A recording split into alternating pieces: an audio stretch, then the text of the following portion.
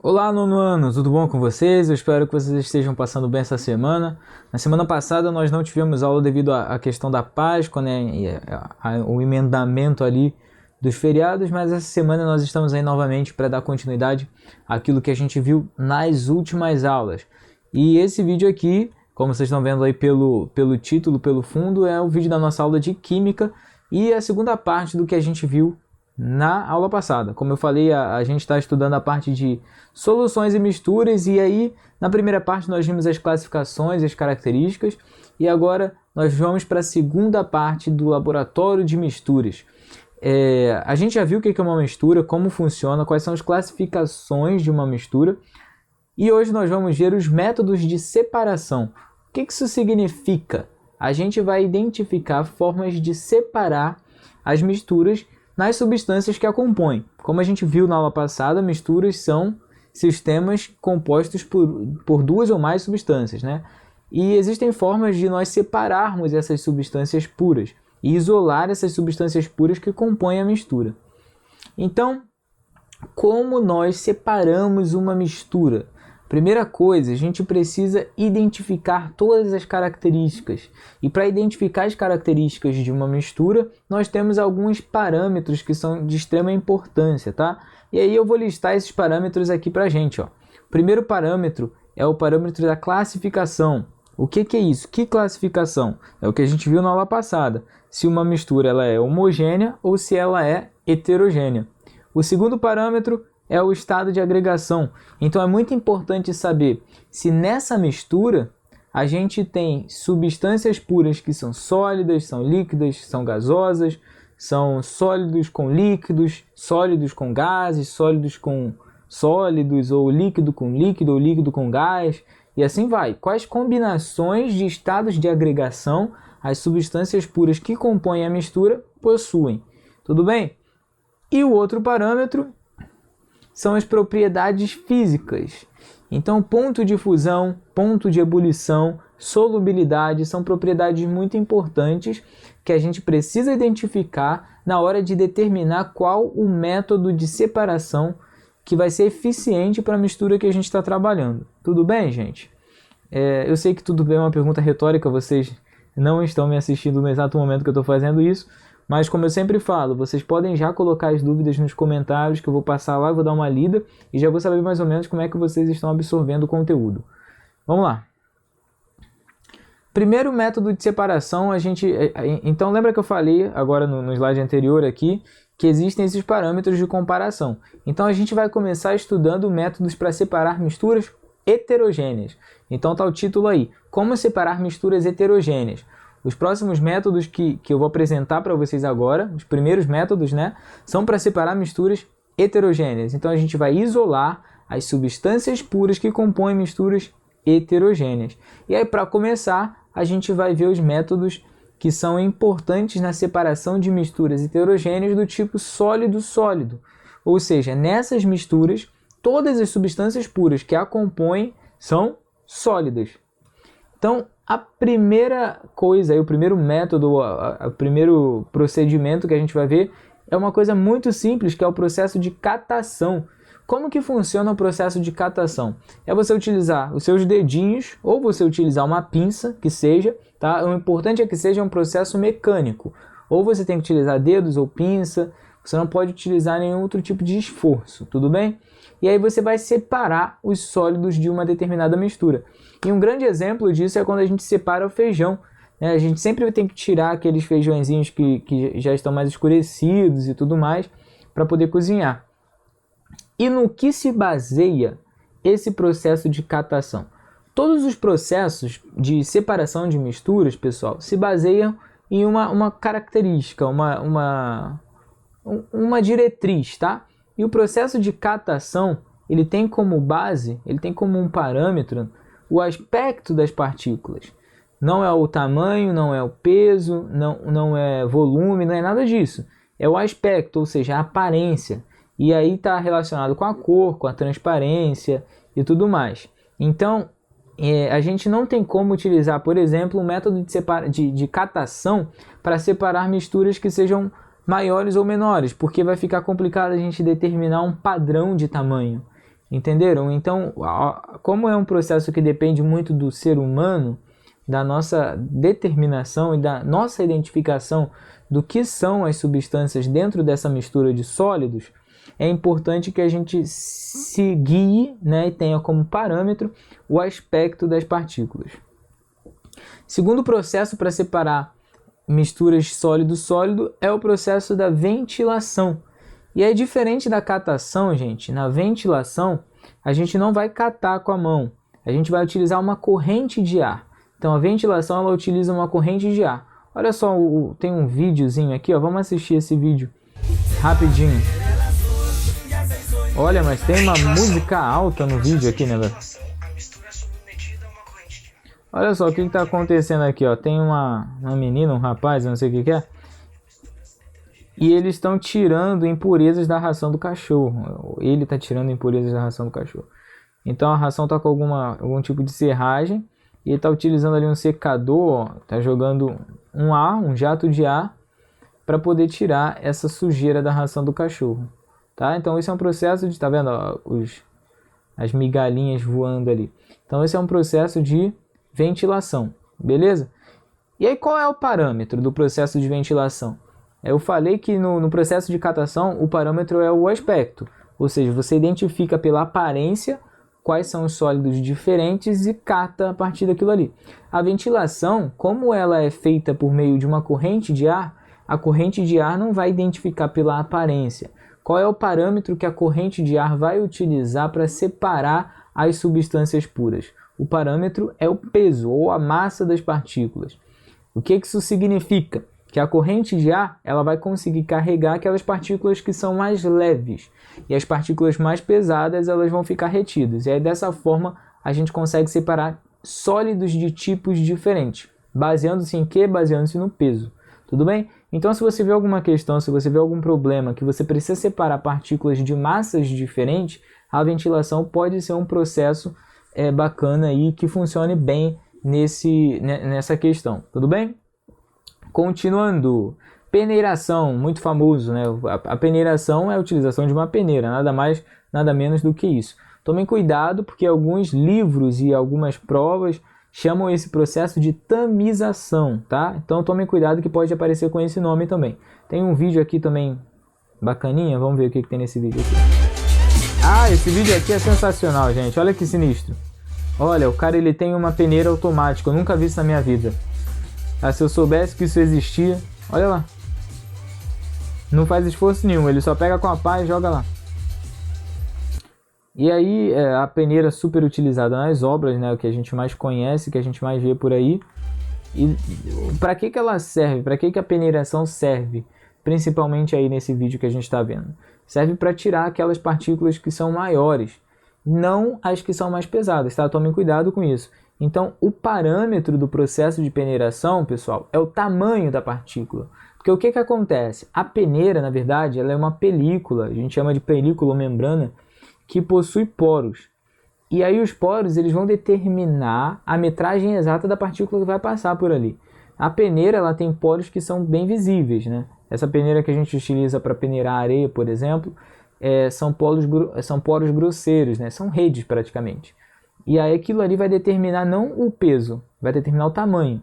Porque você pode ter partículas que são pequenas, mas são mais pesadas por conta da densidade, que é uma coisa que a gente já estudou. E aí a peneira não vai deixar passar, quer dizer, a peneira vai deixar passar mesmo sendo pesadas.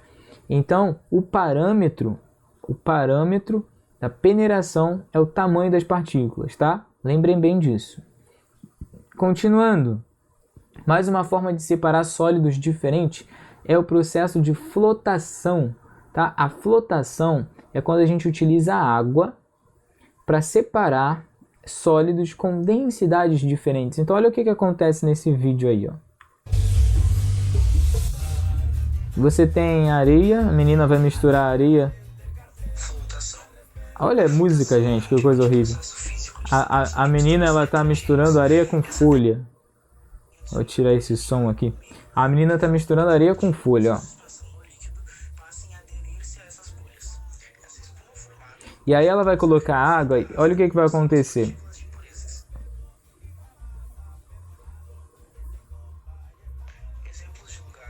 Ó.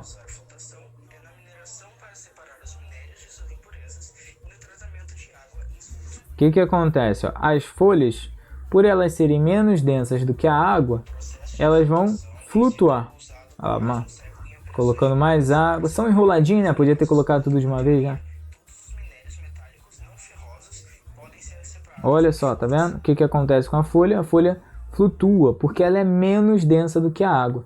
Então, o parâmetro utilizado na separação por meio de flotação é a densidade da partícula. Então, se você tem partículas com densidades diferentes, você pode utilizar esse processo de flotação.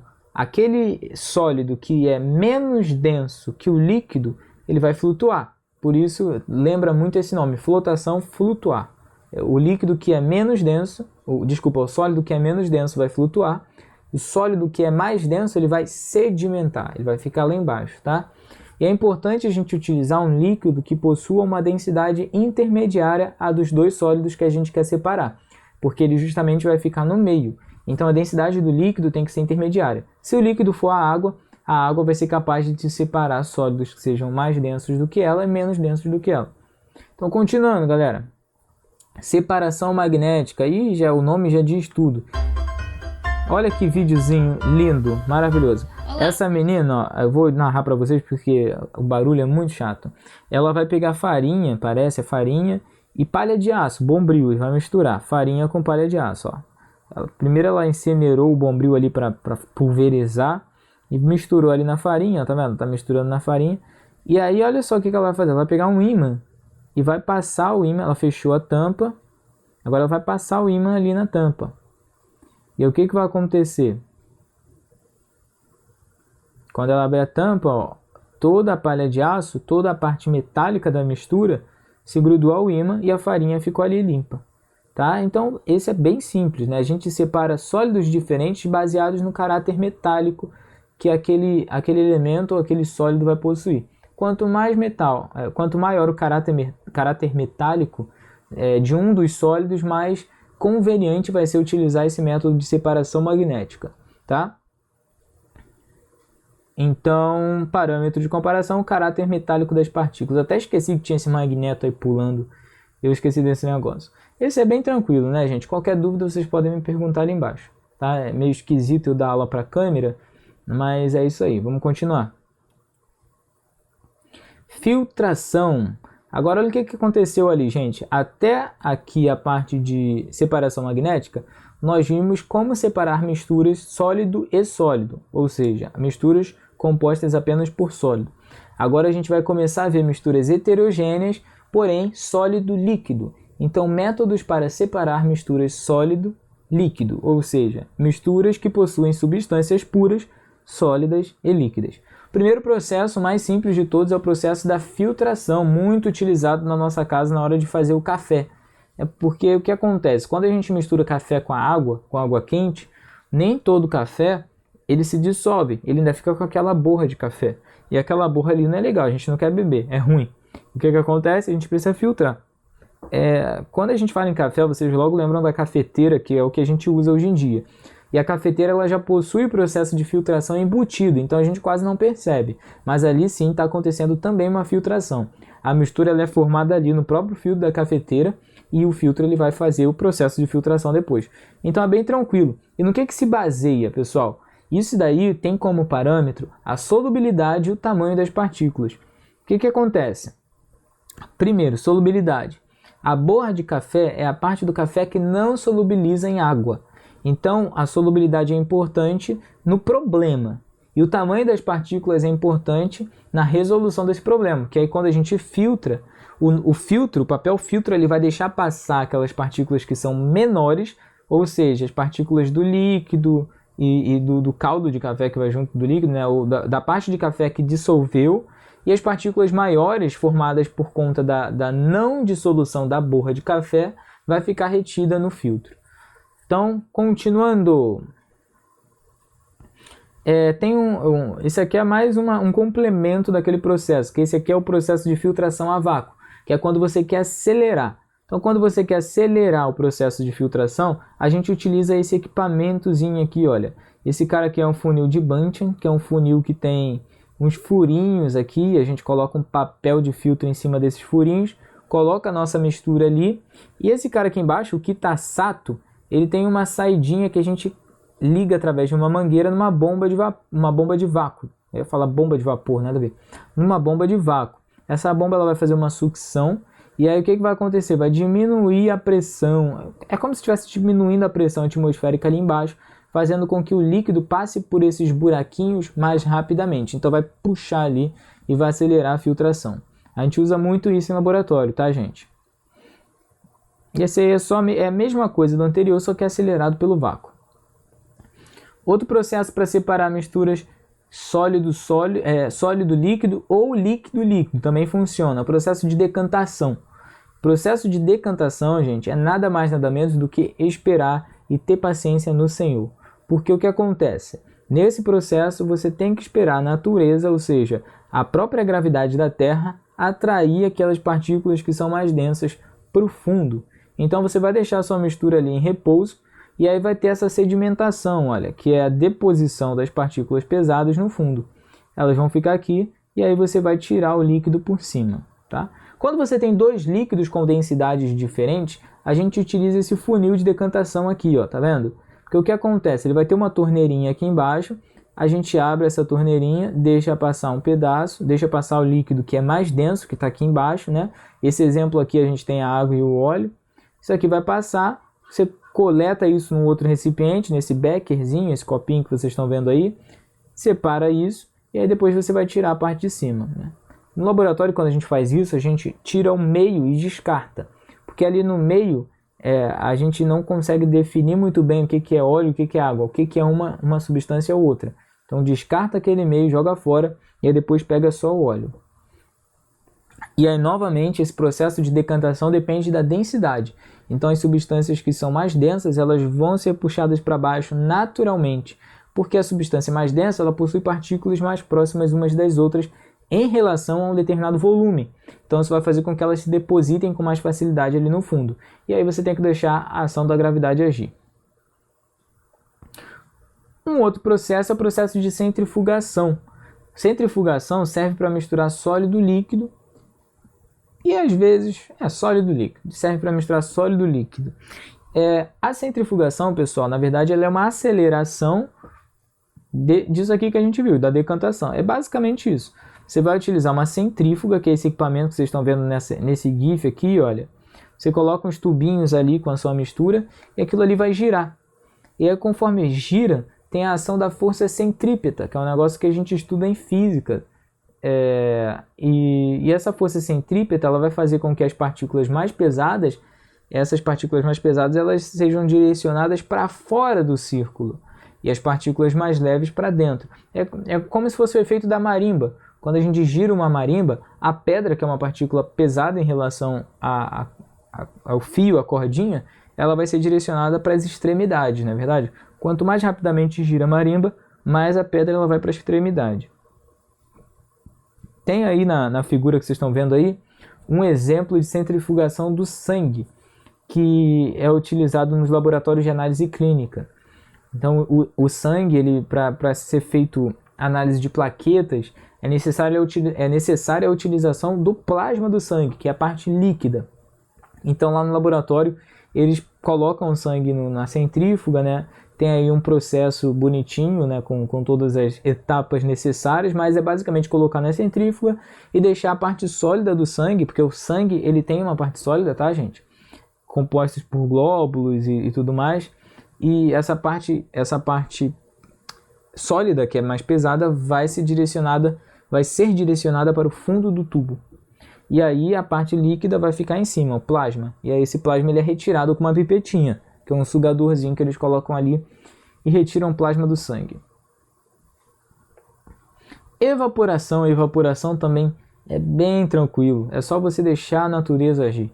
E aí a gente tem o exemplo das salinas, como vocês estão vendo nessas figuras ali, que é de onde retiram o sal do mar. Então, se você já viajou para Cabo Frio, Arraial do Cabo, você vai ver no caminho da viagem algumas salinas ali.